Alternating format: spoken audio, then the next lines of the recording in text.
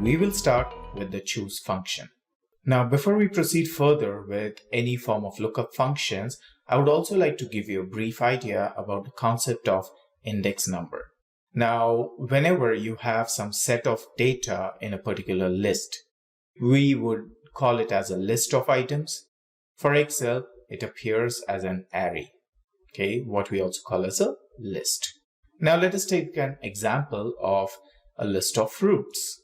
So we have apples, and then we have oranges, mangoes, and grapes. And let's add melons as well. Now, considering this, let us keep a count on what all list items that we have under this list of fruits. So we have 1, 2, 3, 4, 5. So we have 5 line items over here under the list of fruits. Now, what is the index number over here? Now, if this is the list and I want to know which is the third item in this list, this number 3 becomes the index number for Excel. And so Excel will return the value as mangoes. And if I want to know what fruit is mentioned in number 5, so the number 5 becomes the index number. And the moment I give this as an index number, Excel will return the value as melons. So how does this work with the choose function? Let's try this out here. I say choose. Now, index number. Let's say I want number 4. Fourth in the list. Now, I need to specify the list within the choose function. And here it asks for value 1, 2, 3, and so on. So first, I'll select apples, comma, oranges, comma, mangoes, comma, grapes, comma, melons. We do not have any more fruits in this list, else the choose function can take a lot more as well. Well, generally it takes up to 254 values only. So we see the fourth in the list is grapes. So we had 1, 2, 3, 4 in this list, and that fourth was grapes. What if I were to shuffle this? Let's say the one in the last, that was melons, I pull it up over here to second position. So we have E7, that is the blue cell, which is apples, and then we have E11, which is melons in this list. In this list of values, melons is second. Then we have oranges, then mangoes, and grapes. If I hit enter, what should be the result? Will it still show as grapes? No. It will show the result as mangoes. Why? Because this is the list of values that you have, and amongst this list, we are asking Excel or the choose function to return the fourth in this list. So we had 1, 2, 3, 4, and the fourth one is the green cell, which is mangoes. And this is how the index number is used with the choose function. Now, it would be inconvenient to have the number manually changed over here all the time. So what I would do is I would select this particular place over here. We have this, and then we have the list. So now whatever number I enter in this particular cell, we get the result. So as of now, it gives a hash value error, and make a note of this. Why does it return the hash value error? Remember, by default, Excel considers a blank cell as a 0, and within this list, the index numbering starts from 1, and it can go all the way up to 254. So choose function accepts up to 254 values. Now, if the number right now it's taken as 0, so 0 does not exist in the list because the indexation or the index numbering starts from 1. So -1, -2 or zeros do not fall within this range. If you want to try, you can just test it out. This is the target cell. Let me highlight this, and I put 0. It's a hash value error. If I put 1, you see I get apples. If I put 4, now 4 should have been grapes, but if you remember, I shuffled the list within the choose function, wherein I brought melons to the second in the list within the choose function. I hit enter, and you see it's mangoes as per the choose function. It's just the shuffling done. Now, had I not changed this, list and brought melons towards the end and hit enter, you see, number 4 in the list is grapes. Now this is quite convenient. I hit 5, we have melons. Now I hit 6 and hit enter. Well, we don't have that. What if I add 6 over here and put something like kiwi fruit?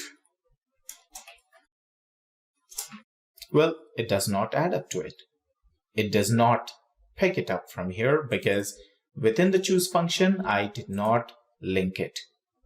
So I need to link the 6th line item, that is kiwi fruit. Now, the moment I hit enter, Excel detects that. Okay, now this is how generally the choose function works in Excel. Now, what is the value of this? We do have many other lookup functions. Why do we need to use a choose function, especially when we have to select each line items in the list like this? Now, every function in Excel has its own specific importance. Although we can perform the same task with multiple functions in Excel at times, but in certain scenarios, there is this choose function that can outshine the VLOOKUP as well. Now, the choose function is very useful when creating scenarios in an Excel-based model, wherein by merely selecting one scenario, we can see its impact across the model. Let me show you how. We have a mini case over here, and we have the sales and expenses figures for the initial 6 months of a business. And we have 3 scenarios over here. Scenario 1, which is optimistic scenario. Scenario 2, which is expected scenario or the base case scenario. And number 3, the third scenario. And the third scenario is pessimistic scenario. Now, I would like to see the final outcome for those 6 months over here. I mean, in terms of total sales, total expenses, what has been the profit before tax, and the tax amount, and profit after tax. Let's figure this out. But first, can we have the totals over here? We can use the sum function, so we just need to select the numbers, close the brackets. Well, we also have a keyboard shortcut, Alt =, that can help us here. Or you might just want to select them as it is and click over here for auto sum. That's the sum. If you were to click on this drop down, you can also perform an average, count, max, min. You can get any of these, but by default, we are going for the sum. So here we have them. And again, click on this. Well, if you were to double click on the cell, you will see the sum function already embedded by Excel. Okay. Now, based on the scenarios over here, I need to get corresponding sales value. And I say, let's say it's scenario 1 that I'm talking about. Now, if I select scenario 1, appropriately, I should see the corresponding sales and expenses from scenario 1. If I select scenario 2, well, for the sales and expenses, we are talking about the totals, not just 1 month. And then for scenario 2, we need the totals here, from here, and for scenario 3, we need totals from here. So let's start with this. We say choose index number. Here we have this, comma. Now it's asking for value 1, 2, 3. We just have 3 scenarios, so I'll select this is for sales. So first scenario, that's optimistic, comma, expected, that comes next in the list, and pessimistic, 3 in the list. As of now, we just have 3 scenarios. We can have a lot more as well. And just close the brackets. Well, you see, the moment I hit enter, scenario 1, this was the first in the list selected. Let me show you. First in the list was the red cell. That's this. And then the purple one. And then the green cell. Now, if I were to change this to 2, well, it comes to this. Let me just do a basic formatting. I will hit Control-Shift-! And I'll remove the decimals and set this. Now this is a lot better. Can we try a similar thing with the expenses as well? So I say choose, again the index number, and then the value 1, 2, 3. Now ensure that the sequence does not change over here. Otherwise, it would be quite confusing because we have clearly stated scenario 1 is this section, scenario 2 is this section, and 3 is this section. If the order of selection is mismatched, then irrespective of whatever scenario that you mention over here, Excel will fail to recognize the right number here. So be very careful when you're selecting the order in which they are to be selected or mapped. Hit enter and we have this. This is the second scenario. Okay. Now considering this to be second scenario, let us calculate the profit before tax, and profit before tax should be your income or your sales minus expenses. And that's the profit that you get, but before paying off your taxes. Now, what should be the tax amount? The tax rate is at 20%, so we put an equal sign, select profit before tax, and multiply it with 20%. That is 20% of 509,000. That's 101,800. This is the tax that you would be paying. That's around 20% of your profit before tax. Now, profit after tax is profit before tax minus taxes. And here we have. Now, this seems good and we can make it look bold. Now, let us try one more thing. This time, I want to try the pessimistic approach. That's scenario 3. I hit enter and here we have this. 1,090,000 and expenses at 822,000. And then profit before tax has been calculated, taxes calculated, and profit after tax, what you get is 214,400. Now that's quite interesting over here, but let's say we have an alternate approach. Maybe whenever you're presenting this, the group to whom you're presenting may be pessimistic about the sales and they might consider the expenses equivalent to what we have on the optimistic side. Then how would that be? Scenario.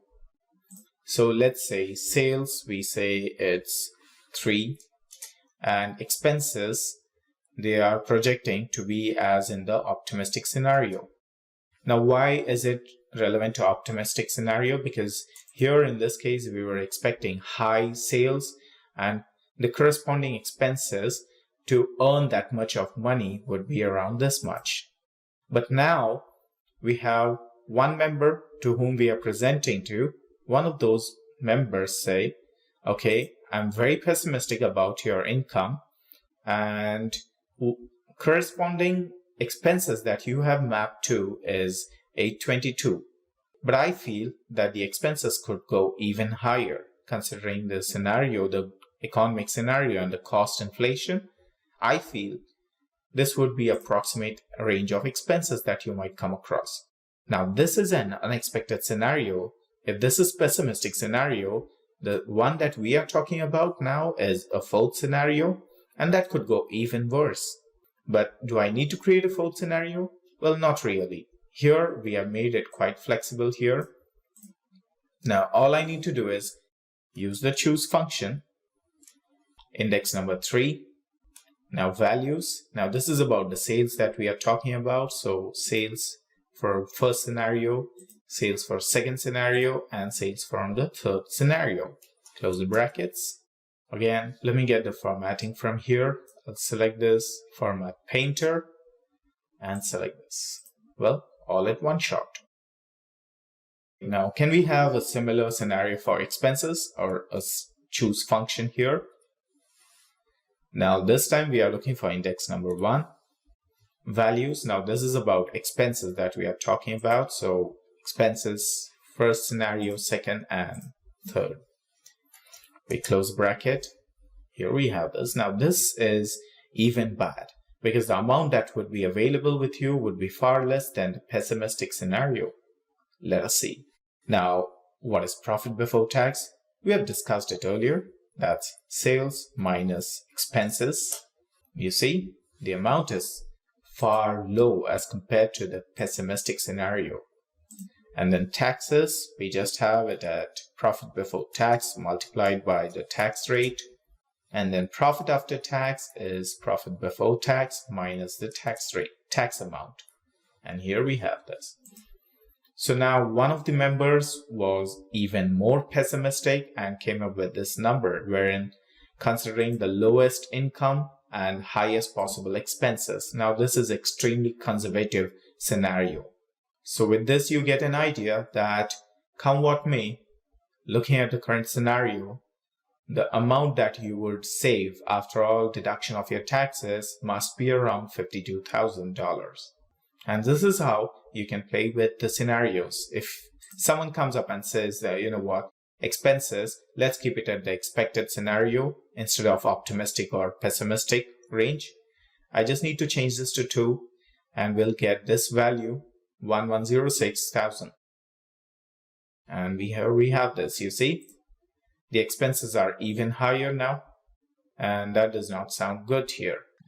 Now, these numbers would have come up based on the historical experience, the 6 months, how the cost and expense management has been handled. Accordingly, we have the totals here. Now here, at one shot, we can just change this to 1, and we have the optimistic approach all across. But here we need to manually change this for both the scenarios, and then it takes care.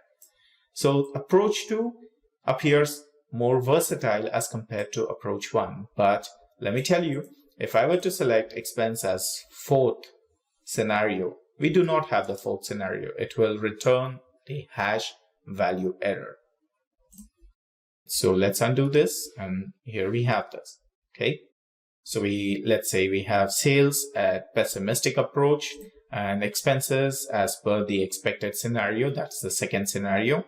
So we hit enter and we are close to negative. So this is how we try to tackle this. If I were to select 1, here we have some profits, right? So this is the way how we would set the approach and make the best use of the choose function there.